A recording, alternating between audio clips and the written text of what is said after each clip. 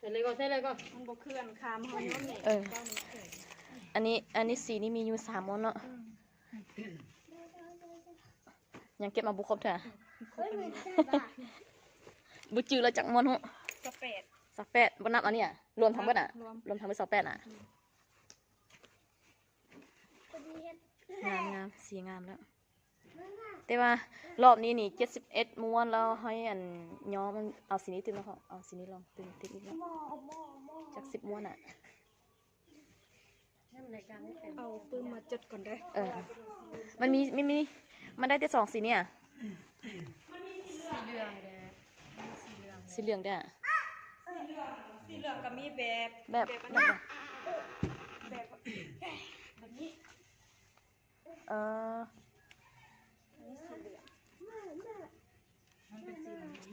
สีบักมีเนาะอันนี้มันเอาบักมีย้อมมันอ่ะแกนมันน่ะถ้าผมเป็นแกนแกนมันย่อมนี้นะแกนน่ะอันนี้จะเป็นสีเหลืองอันนี้สั้นลองเอาสีเหลืองนี่อันนั้น5เนาะเอาสีเหลืองนี่5ม้วนแล้วก็สีน้ำตาลนี่เอา5ม้วนคือกันลองเบิ่งคันว่าได้ขายแต่สิเอาหลายแต่ว่าบ่เคยขายจักเทื่อบ่กล้าเอาหลายเทื่อนี่นะ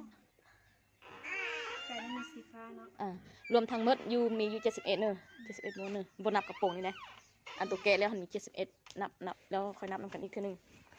แล้วอันกระโปรงตัวนี้นี่กระโปรงตัวนี้มี2ผืนว่าสิย้อมสีน้ำตาลผืนนึงแล้วก็สีครามผืนนึงลองเบิ่งว่ามันติดบ่นะมันติดอยู่แต่ว่ามันนักมันถึกอยู่ทางลุมมันเนี่ยเขาเป็นขี้เนาะมันขี้มันเสมอเลยอันนี้ไปทำมันเบาแล้วผืนใหญ่อีกเนาะเข้าน้ำเลยทั้งหมดมี71เนาะ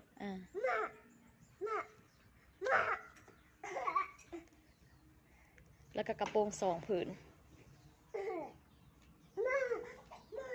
น้ำตาล1เนาะน้ำตาล1ขาม1อันนั้นมีความเข้มข้น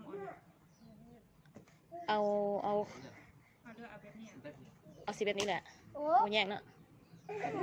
เอาสีแบบนี้แหละมันก็อันอ่อนกันเป็นแบบนี้ถ้าอันนี้กับมันจะเข้มเอาแบบนี้แหละเอาแบบเก่านี่แหละ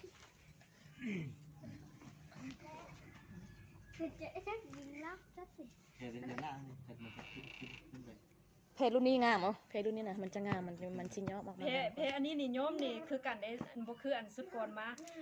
มันเป็นเพจแบบนี้นะมันโยมยากบางแม่แหละอันนี้โซลายมันมีแต่หนาหมดอันนี้มีแต่บาง2-3ม้วนซื่อๆที่เหลือมันอันหนาๆหมดเลยสุดนี้มันโยมคากว่าสุดนี้มันคือกัน